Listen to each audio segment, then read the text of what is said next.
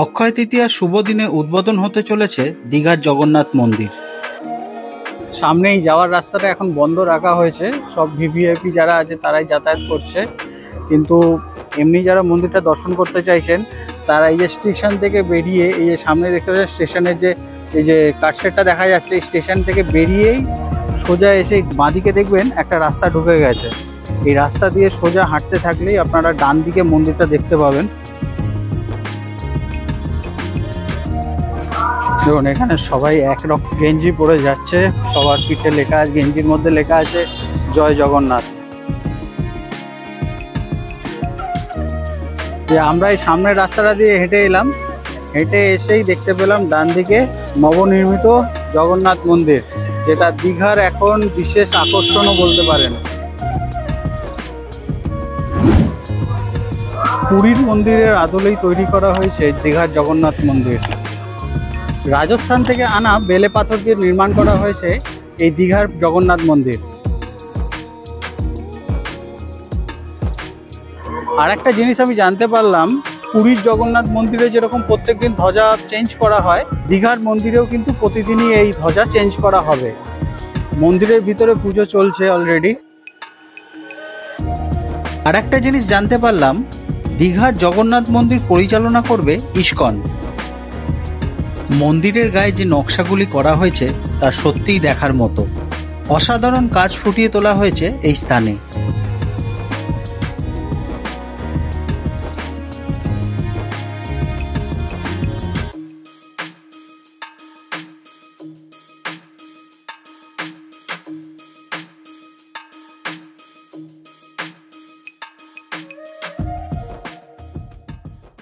আচ্ছা, আজকে 30 তারিখ, আজকে মন্দিরের ভিতরে পুজো আর্চা চলছে। দর্শকদের জন্য কিন্তু আজকে খোলা হয়নি, দর্শকদের জন্য বিকেল 5টার পর মন্দির খুলে দেওয়া হবে। তখন মানে দর্শনার্থীরা মন্দিরের ভিতরে ঢুকে জগন্নাথ দেবকে দর্শন করতে পারবেন। আর কাল থেকে এমনি নর্মালি কিন্তু মন্দির খোলা থাকবে সব দর্শনার্থীদের জন্য।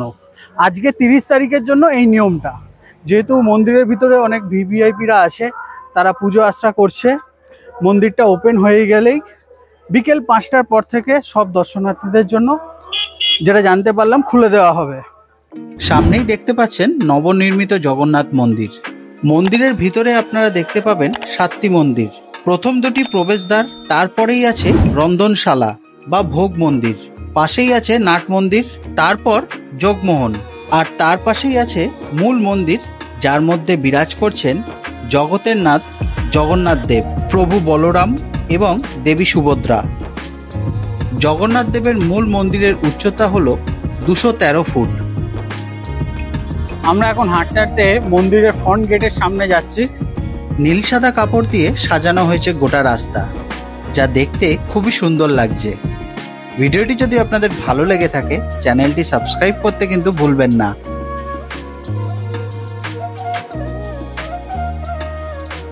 আমি এখন দাঁড়িয়ে আছি জগন্নাথ দেবের মন্দিরের ঠিক মেন গেটের সামনে, যেটা আপনাদেরকে আগেই জানালাম।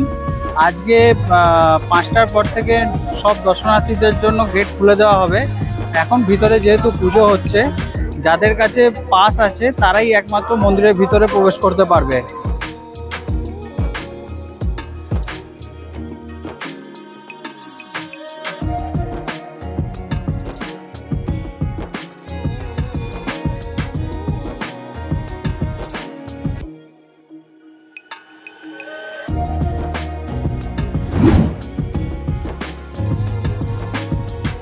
এটা হচ্ছে মন্দিরের সামনের দিকটা, আপনাদেরকে দেখাচ্ছি।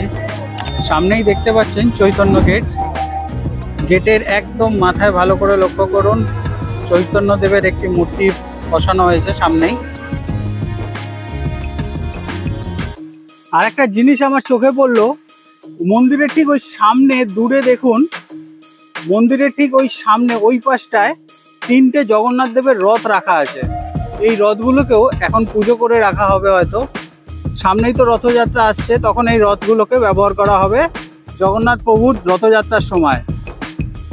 ভিতরে যে প্রোগ্রামটা হচ্ছে তার লাইভ টেলিকাস্ট কিন্তু এখানে চলছে, যাতে বাইরে থাকা দর্শনার্থীরাও সেটা উপভোগ করতে পারে।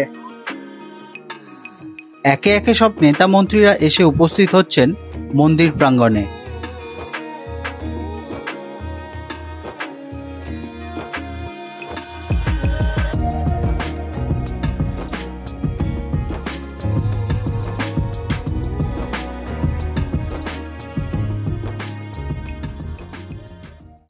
মন্দিরের ঠিক সামনের অংশটাতে লেখা হয়েছে জগন্নাথ ধাম।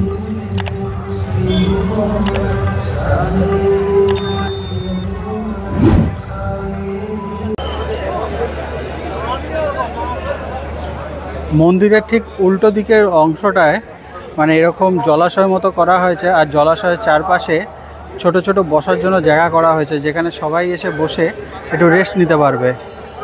আর এখানেই দেখুন রাস্তার দুদিকেই এরকম জগন্নাথ দেবের মূর্তি স্থাপিত করা হয়েছে। পরপর দুটি ইউনিক টোটো এখানে দাঁড়িয়ে আছে, যা অন্যান্য অটোর থেকে আলাদা দেখতে। এখন আপনাদের মন্দিরটা বাইরে থেকে দর্শন করালাম। পরবর্তীকালে মন্দিরে প্রবেশ করে আমি আপনাদের ভালো করে এই মন্দিরটি ঘুরিয়ে দেখাবো। ভিডিওটি তাহলে আজ এখানেই শেষ করছি। খুব শিগগিরই দেখা হবে আরেকটি নতুন ভিডিওতে। সবাই ভালো থাকবেন, সুস্থ থাকবেন, সবাইকে ভালো রাখবেন। নমস্কার।